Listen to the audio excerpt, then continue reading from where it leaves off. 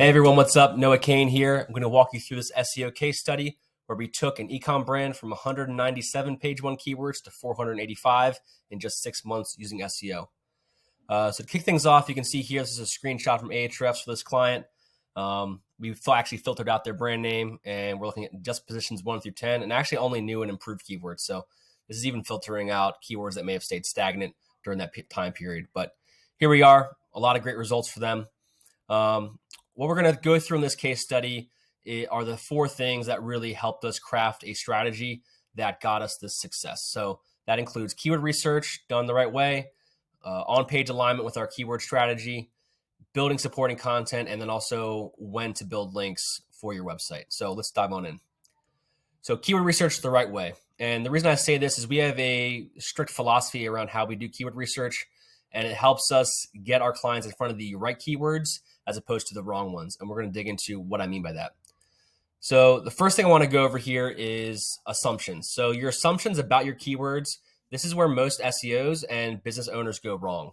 So you might assume, even if you own a business, you've been in the business for a while, you might assume that you understand the phrases and topics that are most important to your business.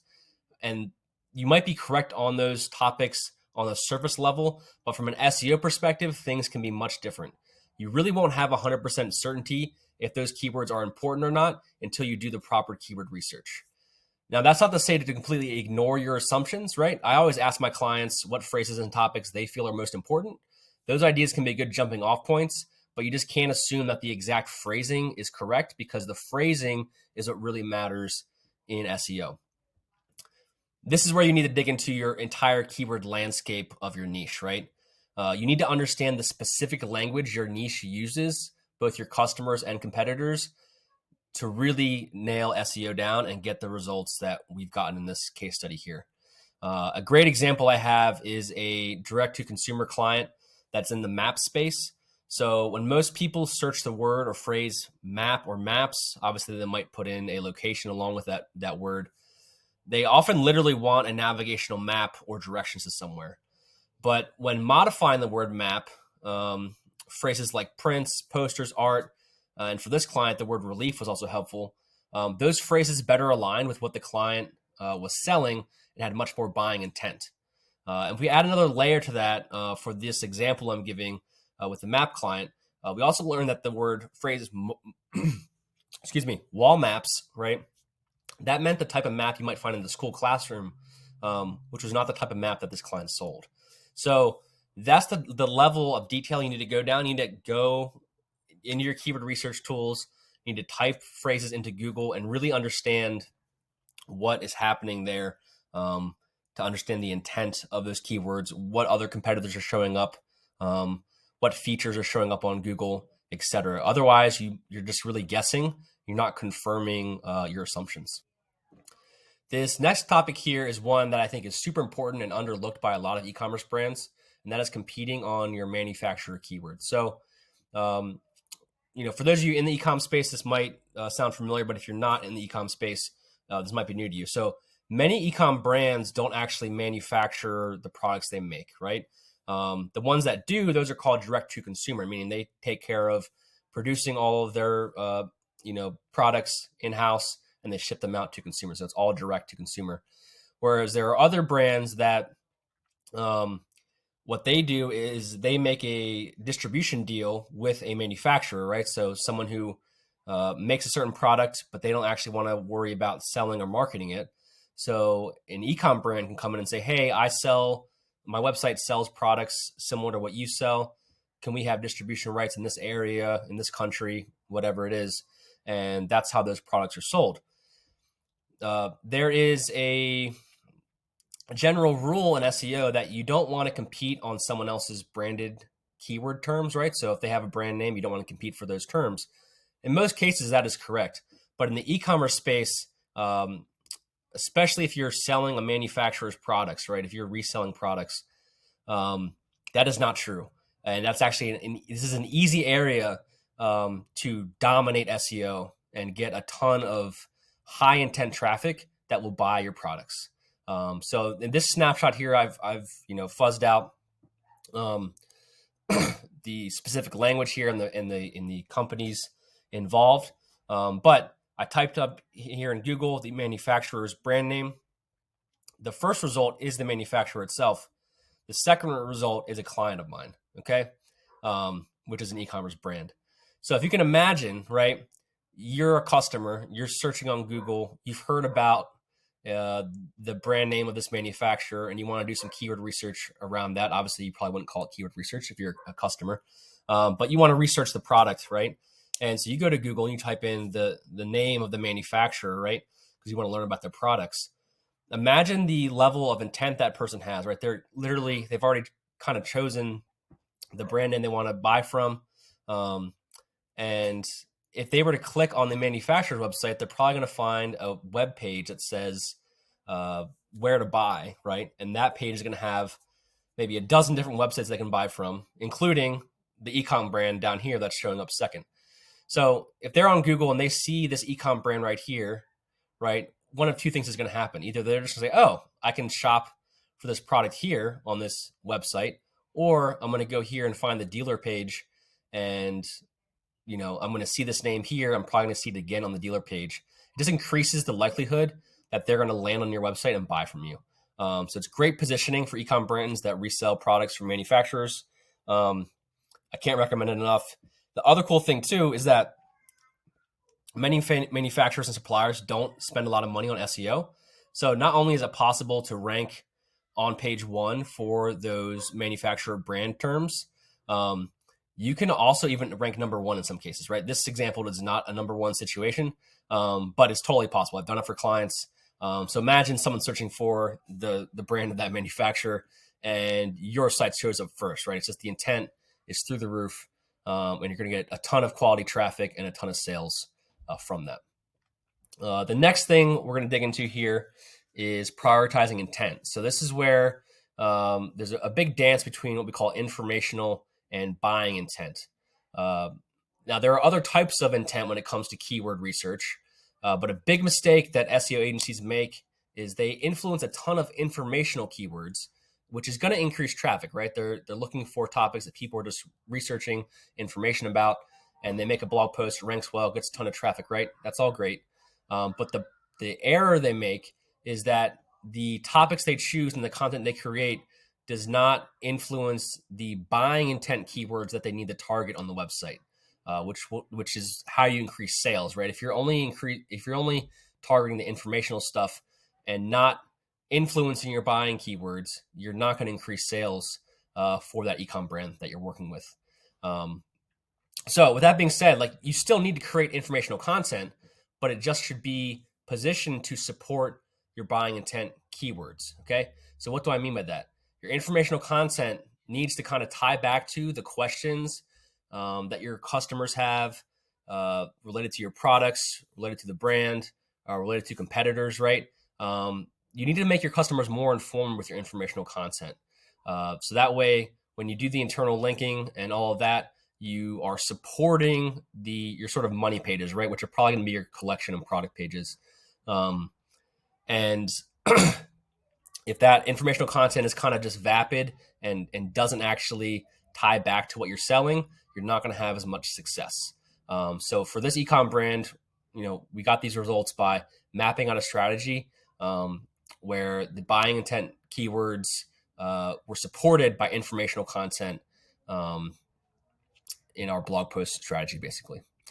So on-page alignment. So when you have a very large ecom website, especially one that has a few dozen manufacturers or suppliers, wide range of products, optimizing a site can get out of hand very quickly. And especially when you might have a large team, right? These businesses that have 20, 30, 40, 50 employees, 100 employees, whatever, right? If you're managing a site with a business that is that big, you're oftentimes going to have too many cooks in the kitchen, right? So, like, for example, for this client, a lot of different people had their hands on the website, creating different collection pages and stuff. And a lot of times what will happen is there won't be communication across the team, and you might have the same collection page created like 5 times, just different iterations of that keyword or that page, which creates what's called keyword cannibalization. You wind up having more than one page trying to rank for the same keyword, And all of those pages, not just one of them, but all of them will wind up struggling to rank on Google.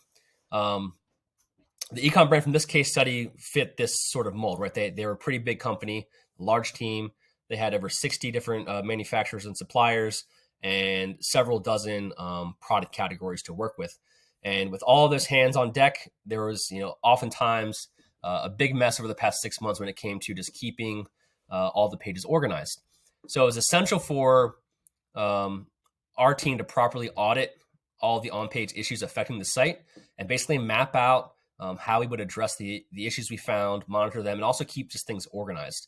It is very easy, and I've already said it, it's very easy for a website of this size to experience what is called keyword cannibalization. So we went through the site, we made sure the H1 heading tags, meta titles, meta descriptions, H2 headings, image alt tags, on-page copy, the internal links, they were all properly aligned across the website. And the keywords that we were targeting on each page were not also being targeted on another page on the website. Very important thing. You want kind of all your primary keywords, as we call them. You want just one page really focusing on them. Once you get more than one page, you usually run into trouble. Once we had all these elements properly aligned, it made it much easier to climb the rankings on Google and required much less backlink building to get success for the site than we would have needed if we hadn't done all that work. Can't recommend that approach enough. All right, now let's go into supporting content. So we've talked about this a little bit earlier on, right? And we're going to dig in a little deeper here as to what I mean by supporting content. So for this Ecom Brand, in this case study, they had been creating some blog content, but the content was not moving the needle as much as they needed it to. So the keyword rankings on their collection pages and product pages were kind of stagnant. They weren't showing up for as many keywords as they would like and not ranking as high as they would like to. So to help remedy this issue, we crafted a content plan that would accomplish a few things. So first of all, we wanted to highlight the client's expertise on their subject matter and their niche. We were going to build topical relevance with the content that is directly related and adjacent to the client's niche as well. We also created valuable internal linking opportunities, right? Anytime you make a fresh piece of content, you're also creating internal linking opportunities for your collection of product pages, as long as you're writing content that actually is providing value, right? It needs to align with what you're selling. And so we made sure that the content we would produce would also give us internal linking opportunities to those pages that made sense. We also made sure we were answering questions that the client's customers were asking. We also developed the strategy was developed to expose the website to new keywords and top of funnel traffic, right? So with your blog content, you want that content to not only support your collection pages and your product pages, but it also should be content that can rank, that can bring in new traffic that maybe hasn't heard of your brand yet, which is more the top of funnel traffic we're talking about. And then further than that, we also develop some content around the middle and bottom of the funnel traffic as well to move people towards a purchase, right? So when someone makes their initial search to get exposed to a brand, they might start asking more questions that are more complex and more specific. And that's where that middle and bottom of the funnel content comes into play. So we focused on content there as well. And then we also made sure our content was super authoritative, meaning we went in extreme detail. We provided a ton of value. And we did so in a way where this content was good enough to where if someone else found it, they might want to link back to it and it could earn links on its own in addition to our own backlink outreach. Digging into that a little bit more, what do I mean by showcasing the client's expertise, right? So experts and novices use different words and language to explain what they do and what they sell. And a big difference between experts and novices is that experts can explain much more complex concepts than a novice can. And they can also communicate those topics in a way to their niche that the novices just can't. So it's really important with your blog content that you are producing something that cannot be easily replicated by a novice, right? If you make your content stand out a bit, Google's going to understand, okay, here are the real experts, and we're going to let the novices sit by the side, right? They're not even going to be able to mimic what you do, right? Because they just don't understand the topic as well as you do. Now, when we're talking about topical relevance, when Google crawls your website content, they're gaining an understanding of what your website is about. So consistently creating content that is relevant to your niche just gives Google more data to better understand what you're up to and what you sell. So when we say topical relevance, that's what we mean by that. And then with internal linking opportunities, right? So they're very similar to backlinks. This is when another website, a backlink is when another website links to your website. An internal link is when a page on your website links to another page on your website. And the trick here is you want this internal link to come from actual copy on the page, right? It shouldn't be from a link in the footer or your main navigation. It needs to actually be copy like on a blog post, right? And then you also want to worry about the anchor text you use or the keyword phrase you link from.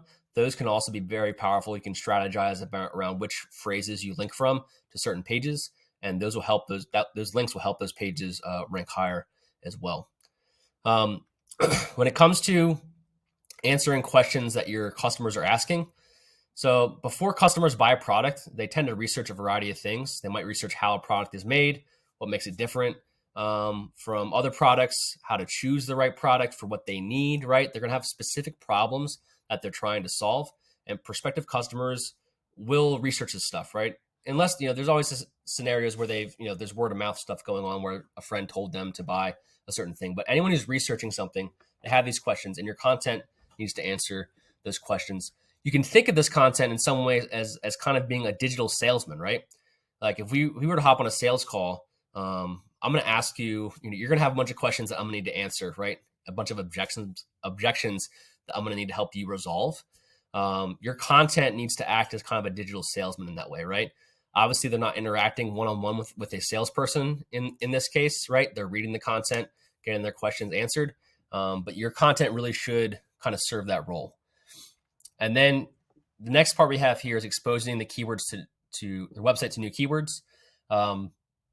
So your homepage, your product page, your collection pages, they can cover a ton of the keyword landscape for your niche, but they can't cover the entire thing. And that's where blog content and other resource pages come into play.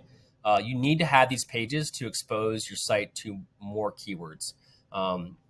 Every page can rank for multiple keywords, right? A lot of SEOs talk about, each page you get one keyword or something like that. That's not how it actually works, right? One page can rank for hundreds of keywords.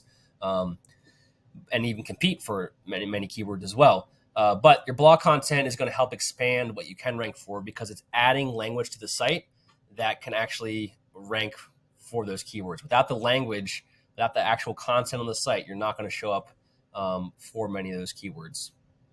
And then here, I'm going to show you how this site, we earned links by adding value. So we're looking at blogs here, and these are actual blogs that earned links just by existing. And the reason they earned links is because they were very authoritative. It's less likely than it used to be, right? It used to be a thing where, people would link back to your content all the time. So that's less likely, which is why we do our own outreach to get links as well. But it's still possible if you're building content that adds value and ranks well. You need to explain your topics in more detail than other websites. Bringing in data can help, quotes can help, things like that. You just want to go above and beyond what your competitors are doing in terms of adding value into the post. And if you do that, more and more people are going to come across the content, and you're just increasing the odds that someone's going to feel the need to link back or reference your content, and you'll earn a backlink. All right, so getting close to wrapping things up here. When to build backlinks. So backlinks they are one of the most important SEO signals on Google. They're going to remain one of the most important signals. I don't see that going away, but you need to have the right strategy in place. And that strategy needs to build links to the right pages at the right frequency and using the correct anchor text. All those things matter.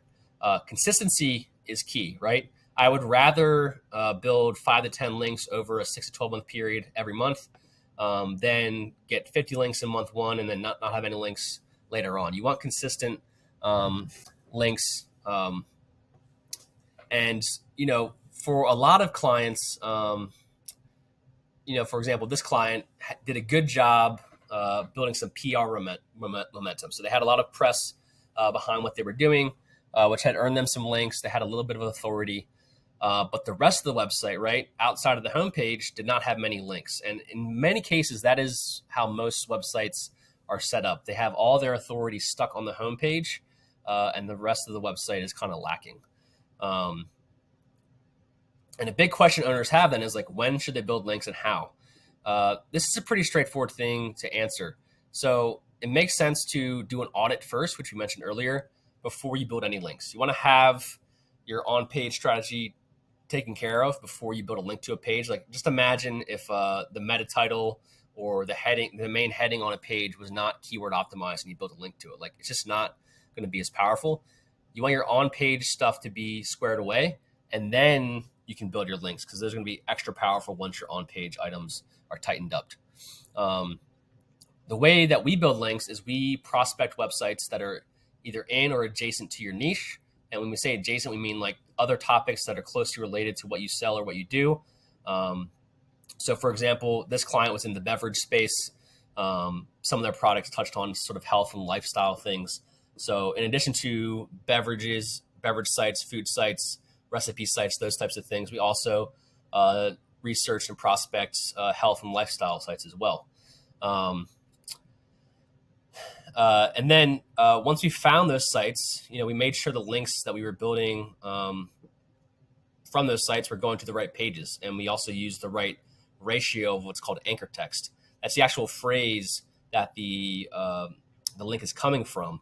You want that phrase to be keyword rich on some occasions, not all the time. You have to have, when I say ratio, I really mean that it needs to be like, sometimes it's going to the home page, sometimes it's going to a collection page, sometimes it's to a blog post. You need to do this correctly, and there needs to be a mix of exact keywords, your brand name, your website URL. You can't just slam a single page with exact keyword phrases and that all your links have that exact keyword phrase. That's the easiest way to get penalized on Google and not have any SEO success. So you really need to have a strategy around how you're going to build those links and do so in a way that comes across as natural to Google and builds authority in the right way. And like I mentioned before, right, it's the consistency is key. You want to build consistent links every month and go from there. Another thing I want to bring up too is sites that have little authority, right? So if you're brand new in the e-com space or you just have never done any link building before, I highly recommend starting off with some sort of press release or even building out some social profile links. And that's because those links will give you a nice sort of like jump start to the link building process. They're very trustworthy links. They're not going to make you rank #1 for all your favorite keywords, but it will jumpstart your engine while the on-page items, the technical items, are being taken care of. So I would actually even start that press release or those social links while you're doing your audit. Just get it started and get some links to the site, because if you have no links at all, like, you do need some as a foundation. So I would encourage sites with very little authority to start there and go from there. So that's all we have for now. If you're an ecom brand that wants to add 30K plus a month in revenue without spending money on ads, click here to book a call. Feel free to check out this testimonial here from one of our clients. And I hope you found this video helpful, and wish you the best of luck in your e-commerce SEO journey. Thanks.